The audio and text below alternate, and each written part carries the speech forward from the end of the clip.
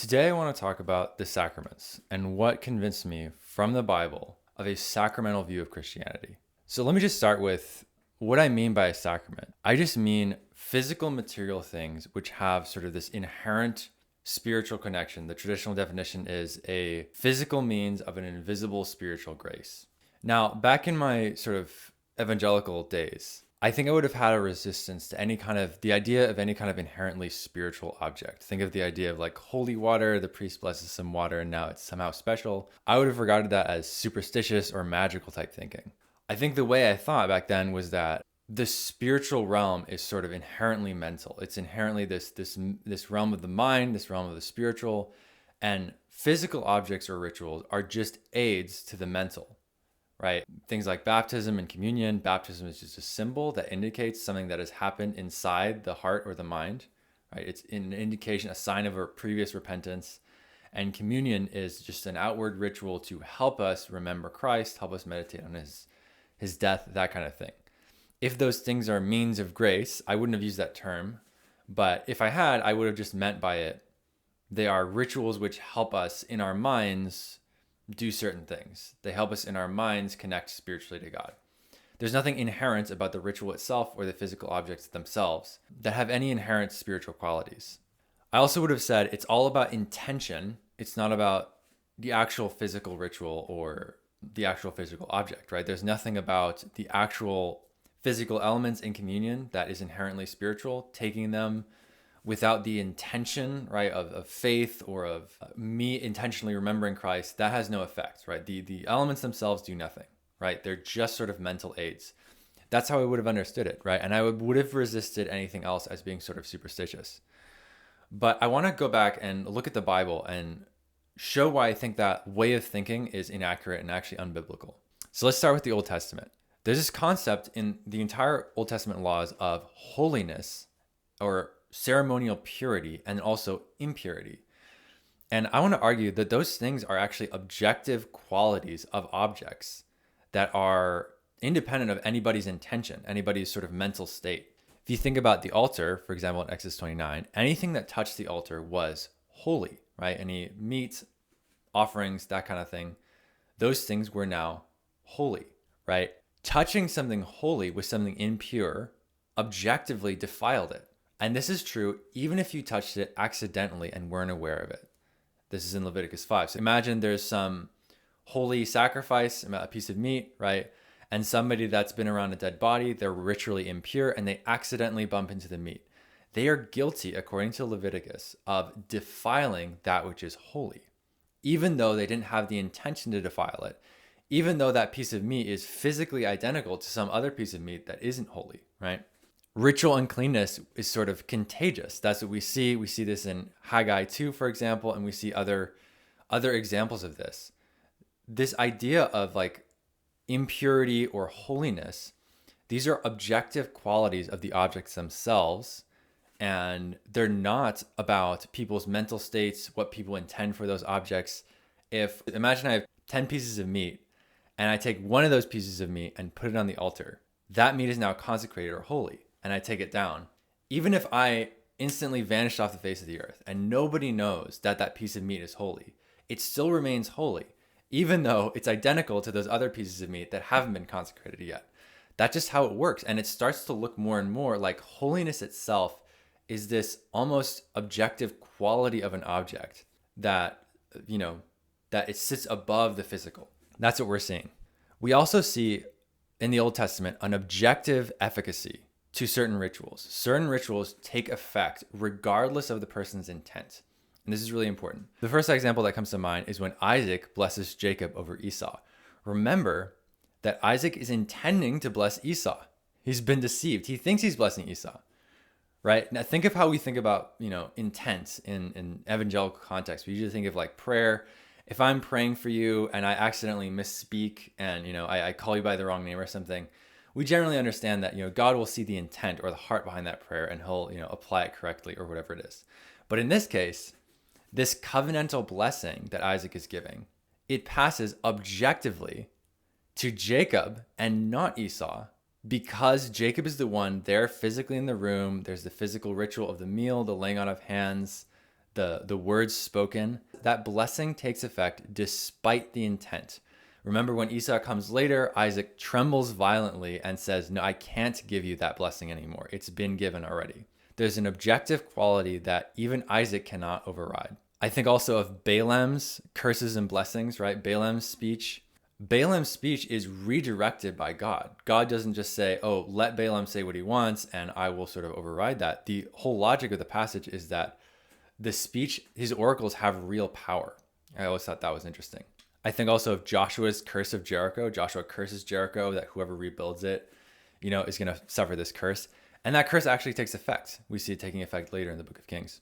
The Nazirite vow, this is another example. So the Nazirite vow, there's this long ritual consecration process if you wanted to be a Nazirite, so someone that's sort of set apart for God. But if you're in the presence of sudden death, if someone suddenly dies and you're in the presence of a dead body, guess what? You have to restart the whole consecration period, regardless of your intent, right? It was an accident. You didn't intend to defile anything, but just objectively, the uncleanness or impurity of that dead body undid your consecration, and you need to restart that process. This is one of the weird ones, but in Numbers 5, we actually have almost like a magic potion that detects adultery. So the idea is there's a special formula and special curses and blessings that the priest says and applies it to a woman. And if she's committed adultery, she's going to suffer a curse. And if not, she's going to be okay. Very weird, but this is that kind of inherent property of certain objects, certain rituals, certain words, which confer an objective spiritual effect regardless of the intent of those participating, right? This is an objective quality of the thing and not just a subjective, it's all about me and my heart and my spiritual intent. And then the most prominent example of this, and I think this is going to be obvious to everyone, is the Ark of the Covenant. The Ark of the Covenant is a physical box of wood and gold, right? At the consecration, when it is dedicated, it remains a physical box of wood and gold. And yet, in some mysterious way, God's presence is bound to this box, into the physical vicinity of this box, such that those in the physical vicinity of this box experience the effects associated with the presence of God. Either blessing if you're in the covenant of God, or curses if you're not, right? And so we have the Israelites in the physical vicinity of the ark receiving a blessing. Remember the blessing on the household where the ark stayed, or a curse on the Philistines. So look at 1 Samuel 5 and 6. The Philistines capture the ark. They experience curses. They experience tumors, disease. Their temple is desecrated, all these kinds of things. The physical box, where it goes, the effects of the presence of God go with it. This is so strange. One of the most striking passages is when Uzzah dies for trying to steady the ark when the ark is, about to fall. His intentions are good, yet nevertheless, he's objectively defiling something holy. He's objectively breaking these rules, and therefore, right, he dies. He dies for this. And it's a striking passage, but it just shows us that there is this world with spiritual laws and rules, just like the physical world has objective spiritual laws and rules. If you, step off a cliff, you may believe very sincerely that you're going to fly, but you're not. You're going to fall either way. And your intentions may be good, but it doesn't matter what your intentions are, right? There are objective rules which apply regardless of your intent. And we see that the spiritual world works that way too, at least in certain cases. So I want to move to kind of a sacramental objectivity in the New Testament, what we see. And the key example of this is obviously Christ himself. Christ himself is in some ways the chief sacrament. He is fully God and fully man. He is the physical embodiment of God himself, right? Such that every physical interaction you had with Jesus while he was on earth was inherently an interaction with the spiritual and the divine in the ultimate sense. You could not be in the presence of the physical Christ and interact with him without also interacting with the ultimate spiritual reality, that is God, right? There's this inherent connection from the physical to the spiritual, right? If you slapped Christ, guess what?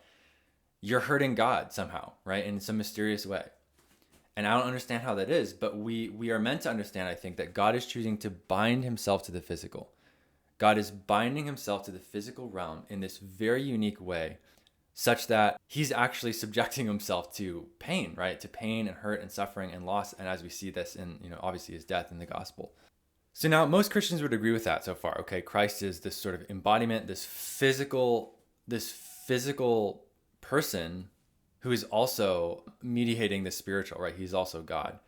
But I think people would balk at the idea that there are other things, other rituals, other objects, other words that function that way. But I think we see this in the New Testament. I want to point to 1 Corinthians 10 and walk through a few passages here. So this is towards the beginning. The Israelites were all baptized into Moses in the cloud and in the sea. They all ate the same spiritual food and drank the same spiritual drink, for they drank from the spiritual rock that accompanied them, and that rock was Christ. So now my mind immediately goes now to the idea of the dominical sacraments. So baptism and the Lord's Supper. These are sort of the two primary sacraments in a more traditional Christian understanding. Right now, Paul is saying that there are analogies for those things with the Israelites. They were baptized into Moses through water, right? The cloud of water and the sea, passing through water, right? And they ate the same spiritual food and drank the same spiritual drink. What food did they eat? The bread of heaven, manna, the bread of heaven. Well, what does Christ call himself, right?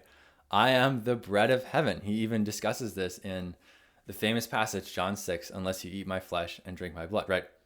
That passage, bread of heaven, Christ, bread of heaven, that's what they're eating. What are they drinking? Well, here Paul is making this analogy that they're drinking from the spiritual rock who is Christ. So the rock is struck, broken open, something pours out of it, and they drink from that. Sound familiar? Christ is struck, right? He is pierced, and blood and water come out of his side, right? Christ's blood is spilled. We are to drink from Christ's blood. That's sort of the analogy to the Eucharist. So we eat his flesh, drink his blood. That sounds like the Eucharist.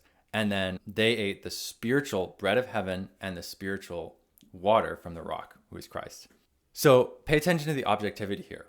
The Israelites are objectively being made participants in the covenant of Moses through these means. That's what he's saying, right? They were baptized into Moses. And then it goes on later, God was not pleased with most of them, right? So even those that weren't faithful, even those that didn't have faith, didn't trust God, they're still objectively being put into the covenant of Moses. And they're being held accountable for that covenant because they've been baptized into it. They've participated in these physical and spiritual realities, these sacraments that have made them participants. They have been sort of physically bound to a covenant through physical means, yet it's a spiritual covenant. And we see that sacramental reality of the spiritual and the physical being bound. I'm going to move on, verse 16. So now he's talking about the Eucharist. Is not the cup of thanksgiving for which we give thanks a participation in the blood of Christ? And is not the bread that we break a participation in the body of Christ? This is objective language. Objectively, just as when the Israelites were experiencing those things, they were passing through the sea, they were passing through the cloud, they were partaking of the spiritual food and the spiritual drink, they are being engrafted to and bound to the covenant of Moses. In the same way, we are participating in the body and the blood of Christ when we participate in the Lord's Supper, the Eucharist. And that's that word there, thanksgiving, Eucharist, right? Now, someone might say, well, yeah, we spiritually are sort of united to Christ through the Eucharist as we remember him, those kinds of things, as we have faith. But I think he's speaking objectively here. He's going to go on later to explain these Corinthians are not the greatest people. They are still participating in pagan rituals, some of them. They are getting drunk at the Lord's Supper. We'll get into that. These are not people with faith. Yet, nonetheless, objectively, they are participating in the body and blood of Christ, just as the Israelites objectively were participating in the covenant of Moses, whether they were faithful or not. So now, moving on to verse 18, consider the people of Israel. Do not those who eat the sacrifices participate in the altar? Do I mean that the food sacrificed to an idol is anything, or that an idol is anything? No, but the sacrifices of pagans are offered to demons, not to God, and I do not want you to be participants with demons. You cannot drink the cup of the Lord and the cup of demons too. You cannot be a part both in the Lord's table and in the table of demons. Are we trying to arouse the Lord's jealousy? Are we stronger than he? So right now he's explaining to them why they can't be simultaneously participating in the Lord's Supper and participating in these pagan rituals. And they are doing this, right? That's why he's explaining this to them. So some of them are going and they're participating in these demonic rituals, and through these demonic rituals, these pagan rituals, they're actually participating in and being bound to demons. That's his argument. In the same way, this Lord's Supper binds us to Christ. Hopefully all of us that are Christians would have the sense to be very wary of participating in some kind of demonic or pagan ritual. Would you just go to hang around for fun at a demonic pagan ritual, some kind of Satanist ritual? Hopefully you'd be deeply, deeply uncomfortable with that. You wouldn't say, oh, look, this is just a symbol. I don't really believe in Satan. This doesn't affect me. You would hopefully have the sense that no, there are real demons. There's a way to objectively be participating in something evil that can actually bind me to something evil, even if I'm not, even if I don't necessarily believe in that, right? We have that sense for the demonic, but I think we lack that sense sometimes for the divine, right? The Eucharist is an objective fact, right? There's an objective fact that the bread and the cup are participations in the body and the blood of Christ. That is what Paul's saying. It's an objective fact that's not dependent on you or what you think or how well you remember him or whether you even believe in any of this. Let's move on to them getting drunk in the Lord's Supper. So Paul talks about later, the Corinthians are getting drunk at the Lord's Supper. I mean, horrible wickedness, right? So then, whoever eats the bread or drinks the cup of the Lord in an unworthy manner will be guilty of sinning against the body and the blood of the Lord. Right there, objectivity. Objectively, even if you don't take this seriously, even if you're fine getting drunk, by sinning against the bread and the cup, you are sinning against the body and the blood of the Lord. There's an inherent connection. It's objective. And he even goes on to say, that is why many among you are weak and sick, and a number of you have died. Doesn't that sound familiar? What object in the Old Testament had God's presence objectively bound to it such that those that touched it unworthily died? The Ark of the Covenant. That's right. Objective defilement brought objective curses, just as with the ark, but it also brought blessing to those who were, in right covenant with God. An encounter with the ark was an objective encounter with God, and so an encounter with the Eucharist is an objective encounter with Christ. So now I just have to speak directly to a subjectivism which can show up in sort of Protestant circles. Subjectivism is, I think, Calvinist Reformed doctrine officially on the Eucharist, and it even shows up in the Anglican 39 articles. There's an article about the wicked that do not eat the body and blood of the Lord. And you can read that. This doctrine just makes me deeply uncomfortable. To me, it's like saying that the Philistines who captured the ark, well, they weren't really in God's presence. They didn't really experience the presence of God because they weren't in right relationship. They didn't have covenant relationship with God. That's just a huge mistake. Obviously, they were in the presence of God to their detriment, right? To their curse, right? Calvin's desire here is, I think, twofold. I think one, he's reacting against an overly superstitious view of the Eucharist that was common in the medieval era, like this idea that, I just take this wafer and I'm good. I don't have to believe in God, or I don't have to have faith or believe anything or understand anything. I can just take this wafer and I'm good. This very superstitious way of viewing the Eucharist. And that is a problem, right? And also he's trying to sort of explain, I think he's trying to over-explain what it means to eat the body and blood of the Lord. So there's this sort of maybe overly physicalist understanding at the time. There's some kind of, we're physically eating Christ, something like that. You might imagine just like taking a bite out of Jesus's finger if you were living back in the first century, right? That if that's the understanding of the Eucharist, Calvin is pushing back against that. He's talking about spiritual presence, Christ being spiritually present, not physically present. So it's a spiritual change, not a physical change. And that's all fine. But then he goes on to say, okay, well, what does it mean to eat the body and blood of the Lord? Well, it doesn't mean this physical sense. It means spiritually being united to the benefits of Christ's body and blood. That's what it means to eat the body and blood of the Lord. And well, obviously, you can only be united to Christ through faith. So therefore, only those who have faith are united to Christ through the Eucharist. This is just a huge mistake. I understand his rationale there, but it just goes against the clear teaching of Scripture, right? According to Calvin, the wicked, or those without faith, who go to the Lord's Supper, they never encounter Christ's body and blood. They're just interacting with bread and wine. Yet Paul is saying in 1 Corinthians to those who are defiling these objects by getting drunk, he's saying, you are guilty concerning the body and blood of Christ. How can someone be guilty concerning what they never interact with? That doesn't make any sense, right? It also violates the objectivity. We could go back to 1 Corinthians 10. I mean, same thing. They're participating in pagan demonic feasts and the Lord's Supper. Yet he says, objectively, you are participating in the body and the blood. I just don't think this is biblical. It goes against Scripture. And what I think Calvin is missing here is it's possible to experience the presence of God in a negative way. Just as, the Israelites who were in covenant relationship with God, when they were before the ark rightly, they would experience the blessing of God's presence. So the Philistines, when they encounter the ark, they're experiencing God's presence to a greater degree as well. But because of their orientation against God, they're experiencing curses, right? In one sense, we could think of like heaven and hell are both the same. Heaven and hell are both a more direct encounter with God. The difference is our own posture. If I am in a posture such that I see God as a blessing, right, and I'm able to receive God's presence as a blessing, then heaven is a blessing for me. Christ's presence is a blessing for me. But if I am in opposition to God and I hate the truth and I hate beauty and light and goodness and all the rest, then being more in the presence of God is going to be torment to me, right? There's this subjective element of my own subjective state is going to determine how I experience the objective presence of God. Hopefully that makes sense. So I want to talk a little bit about what exactly it means that these objects are holy or consecrated. What does that mean? Because that can trip people up. People can ask, well, does it mean that the physical molecules of these things are changing? Is, holy water somehow physically different than normal H2O? These kinds of things. So just going back to the Hebrew, holy means set apart or dedicated to God. So something is set apart, it's dedicated to God. And the way I tend to understand this is that means that when something is consecrated, when something becomes holy, it's not a change in the physical molecules, the physical composition of a thing. Rather, it's a change in the intent or purpose of that thing in the mind of God. So let me explain that.